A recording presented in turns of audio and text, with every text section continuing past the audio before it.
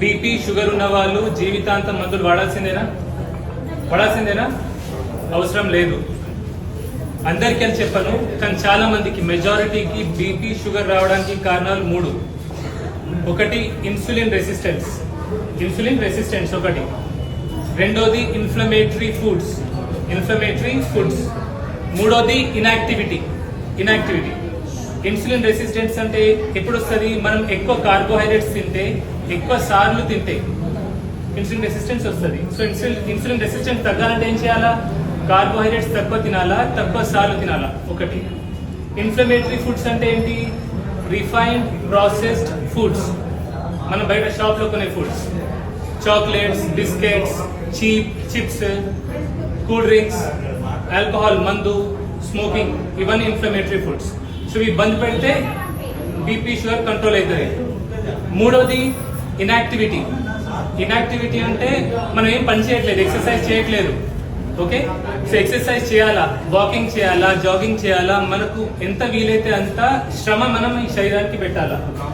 So ఇవి చేస్తే, ఈ లైఫ్ స్టైల్ మోడిఫికేషన్ చేసుకుంటే, చాలా మంది షుగర్ లో ఇన్సులిన్ మీద ఉన్న వాళ్ళు టాబ్లెట్ మీద రావడం నేను చూసిన, టాబ్లెట్ ఉన్న వాళ్ళు టాబ్లెట్ బంద్ పెట్టి కూడా బీపీ షుగర్ కంట్రోల్ చేసుకోవడం నేను చూసిన.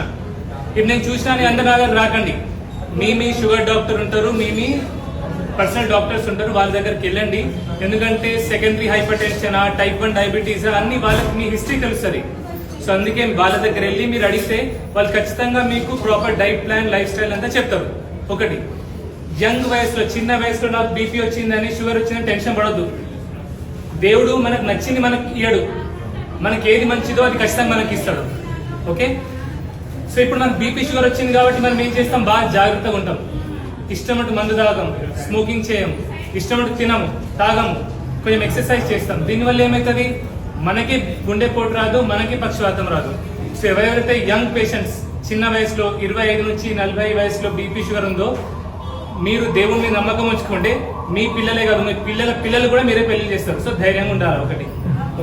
ఒకటి గుర్తుంచుకోండి, God will not give you what you want, but God will definitely give you what you need.